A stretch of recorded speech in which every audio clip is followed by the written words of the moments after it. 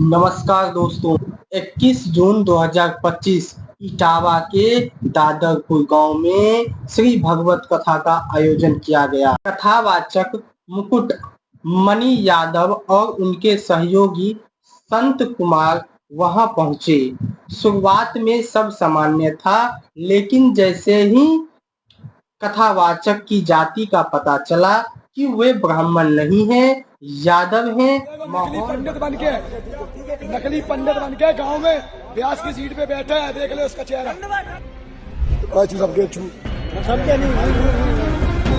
50 से अधिक लोग आए और जो हुआ वह इंसानियत को शर्मसार करने वाला था। कथावाचक की चोटी काट दी गई, सिर मुंडवाया गया, उन पर मूत्र छिड़काव किया गया, नाक रगड़वाई गई, जूते पर सर रखवाया गया, उनका सामान तोड़ दिया गया और 25,000 रुपये नगद वो सोने की चैन भी छीन ली गई। इन्होंने बहुत टॉर्चर किया सर, यहाँ तक कि हमारे बाल काट दे। और जो परीक्षित बना था, परीक्षित की मैडम से इन्होंने मूत्र बोले, भाभी आप अपना मूत्र ले आओ। उसे मूत्र से हमारे ऊपर छड़का इन्होंने। बोले ये अब पवित्र हो गए, ब्राह्मण के ये मूत्र तुम्हारे ऊपर पड़ गया, अब तुम पवित्र हो गए। अब बताओ, सोचिए, यह कोई अफगानिस्तान या तालिबान की घटना नहीं है। यह भारत की एक हिंदू धार्मिक आयोजन की सच्चाई है। आरोप लगाया गया कि कथावाचक ने अपनी जाति छुपाई।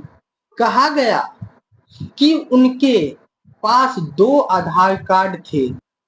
लेकिन सवाल यह है, क्या जाति छुपाना इतना बड़ा अपराध है कि इंसान की गरिमा मिटा दी जाए? अगर जाति की वजह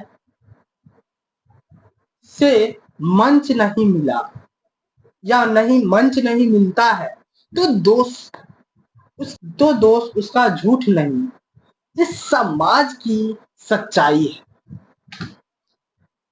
प्रश्न उठता है, क्या सच्चाई है? क्या रामायण में जातिवाद का समर्थन है? नहीं, बिल्कुल नहीं। क्या जाति छुपाना अपराध है? इसका सीधा जवाब नहीं। क्या जाति पूछकर हिंसा करना अपराध है? हाँ, गंभीर अपराध है, बिल्कुल गंभीर अपराध है। तो कानूनी धाराएं इन पर क्या क्या लग सकती है, थोड़ा गौर कीजिएगा। इस घटना में ये धाराएं लागू हो सकती है। आईपीसी 295 ए, धार्मिक भावनाओं को ठेस पहुंचाना। SC ST अत्याचार निवारण अधिनियम, धारा 323, 504, 506 शारीरिक हमला और धमकी, धारा 342 गलत तरीके से बंधन बनाना। ये घटना एक व्यक्ति पर हमला नहीं थी, ये हमला था भक्ति के लोकतंत्र पर।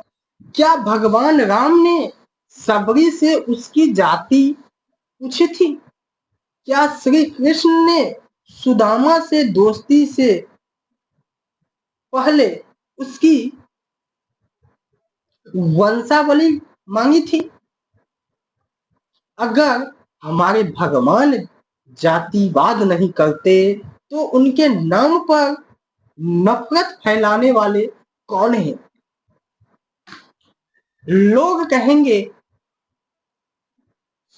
उसने जाति छुपाई थी, झूठ बोला था। तो सवाल यह है कि झूठ बोलने की सजा पेशाब छिड़कवाना है?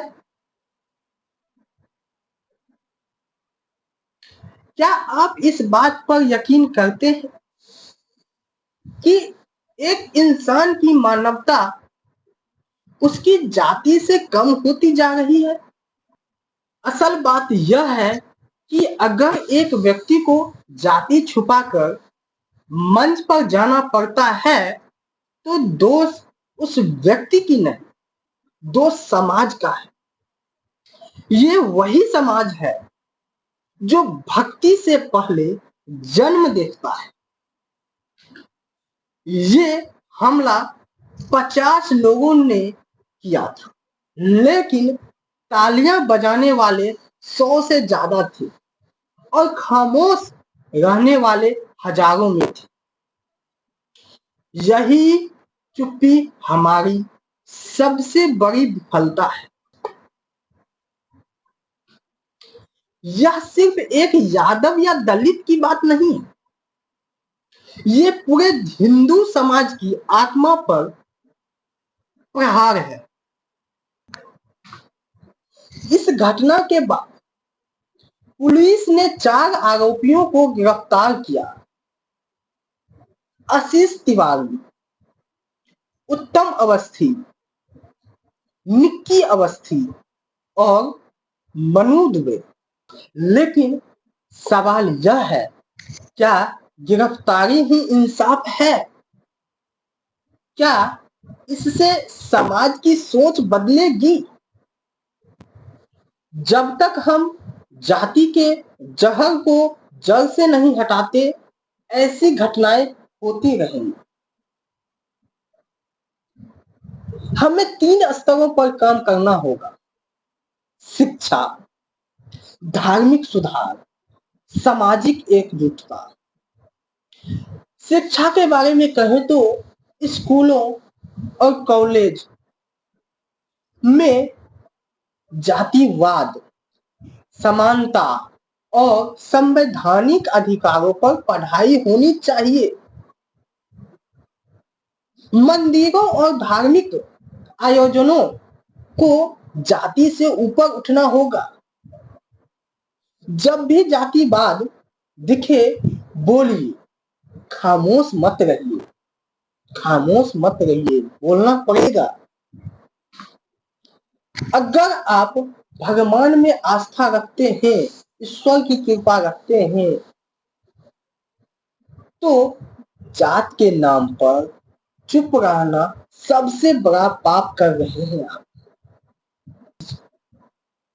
आज अगर आप चुप रह गए तो कल यह आग आपके दरवाजे तक भी पहुंच आएगी। जब आएगी तो जात नहीं, इंसान देखो, भक्ति से पहले मानवता रखो। अगर आप इस बात से सहमत हैं तो वीडियो को शेयर कीजिए और जातिवाद के खिलाफ आवाज बनिए। जय हिंद, जय भारत।